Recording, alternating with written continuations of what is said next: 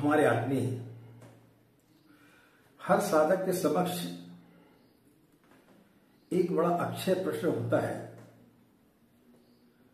कि जब हम साधना करते हैं तो हमारा मन एकाग्र नहीं होता है, मन नहीं लगता है, मन इधर उधर भटकता है।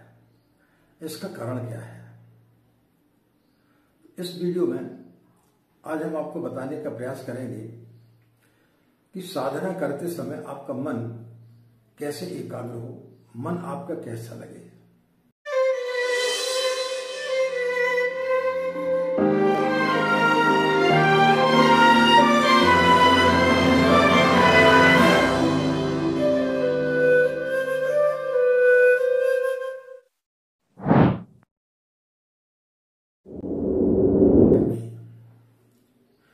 लोगों की प्राय शिकायत होती है कि कुछ दिन हमारा पूजा पाठ में मन लगता है, फिर हमारा मन नहीं लगता है। जब हम पूजा करने बैठते हैं तो कई प्रकार के विचार मन में आने लगते हैं, मन स्थिर नहीं होता है। तो इसको समझना बहुत जरूरी है। मन का स्वभाव है द्वंद्व। आप साधना करेंगे तो प्रार्थना की बात करेगा कि साधना में कुछ नहीं रखा, प्रार्थना करो। आप गायत्री मंत्र का जाप करेंगे तो आपका मन बोलेगा कि इसमें कुछ नहीं है, आप हनुमान चालीसा का पाठ करें। आप हनुमान चालीसा का पाठ करेंगे तो आपका मन बोलेगा कि नहीं, आप दुर्गा सप्तशती का पाठ करें। मन आपको हमेशा इसी प्रकार से भटकाते रहेगा। आपको साक्षी भाव रखना पड़ेगा। जिस दिन आप उसको साक्षी भाव से देखेंगे और फिर जब आप विचार करेंगे कि जब हम गायत्री की साधना कर रहे थे तो हमारे मन ने बोला कि प्रार्थना करो, तो क्या प्रार्थना करने से हमें कुछ मिला?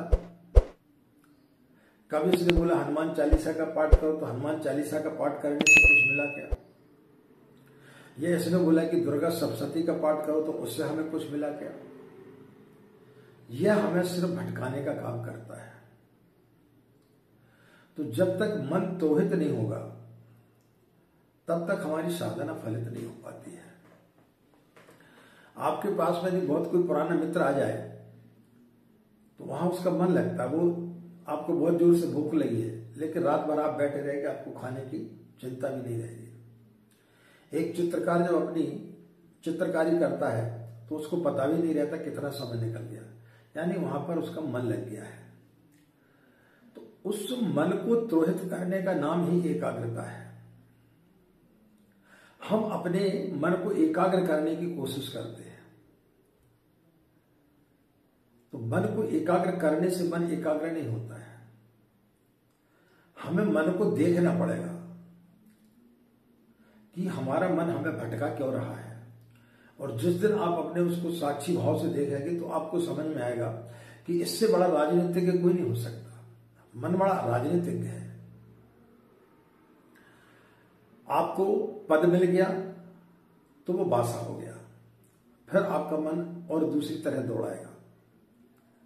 आप डॉक्टर बन गए तो फिर आपको दूसरी तरह दौड़ाएगा। आप राजनेता बन गए तो फिर किसी दूसरी दिशा में आपको दौड़ाएगा। हमेशा मन आपको जो है किसी न किसी चीज में दौड़ाते रहता है ताकि आपका मन स्थिर ना हो पाए। क्योंकि जैसी मन स्थिर होता है मन त्वरित हो जाता है, मन का काम खत्म हो जाता है। और मन कभी भी व्यक्ति को अपने से अलग नहीं होने देता है। इसलिए आपने देखा होगा कि जब आप साधना करते तो ऐसी ऐसी चीजें आपको याद आती जो आपने जीवन में कभी सोची भी नहीं थी। बहुत सारी चीजें याद आ जाती हैं और फिर आपको ऐसा लगता है कि उठ जाए।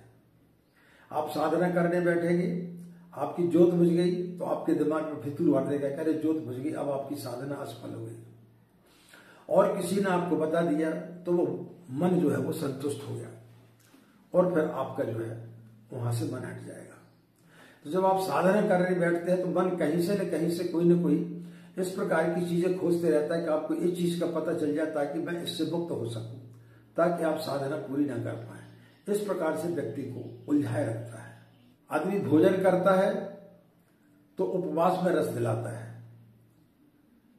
लोग सोचते हैं पता नहीं जो लोग उपवास कर रहे हैं उनको पता नहीं भगवान मिल गया होगा, उपवास करने से बहुत सारे पुण्य मिलते हैं, बहुत सारे पाप नष्ट हो जाते हैं। लेकिन जैसे आप उपवास में जाते हैं और उपवास करने लगते हैं, मन फिर आपको भटकाता है, फिर मन जो है आपको भोजन की तरफ एकाग्रचित करता है, फिर आपको भोजन की तरफ ले जाता है। जो लोग संन्यास्त हो गए, जब संन्यास्त नहीं हुए थे तो उनको गृहस्थ अच्छा नहीं लग रहा था, सन्यासी बन गए तो अब उनका जो है गृहस्थ में मन लगने लगा कि गलत हो गया। तो मन इसी प्रकार से आपको भटकाता रहता है, मन आपको एक जगह स्थिर नहीं होने देता है। मन की तन्मयता ही एकाग्र होने की प्रक्रिया है। जहां मन आपका स्थिर हो जाता है, जहां आपका मन लगने लगता है, उसी समय आप एकाग्र हो जाते हैं। इसलिए हमें हर काम में रस को जागृत करना पड़ेगा, रस को जगाना पड़ेगा। और ये कब जागृत होगा? जब आप उस मन के साक्षी बनेंगे।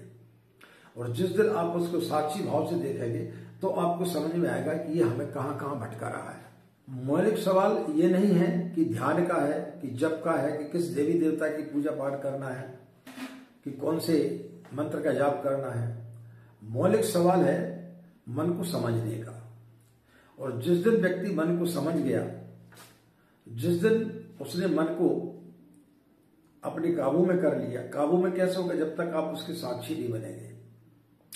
हम क्या काम करते हैं? उससे लड़ने का प्रयास करते हैं। कभी कोई व्यक्ति अपनी छाया से जीता है क्या?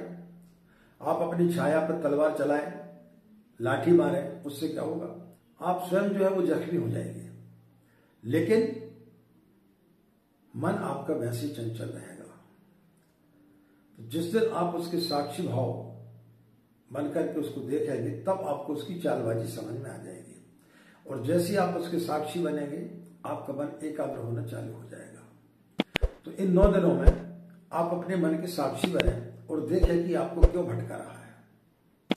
जैसे आपका मन कहीं दूर जगह भटकता है, आप आंख बंद कर लें और फिर विचार करें कि हमारे मन में इस प्रकार के विचार आ क्यों रहे हैं, हमें यह भटका क्यों रहा है।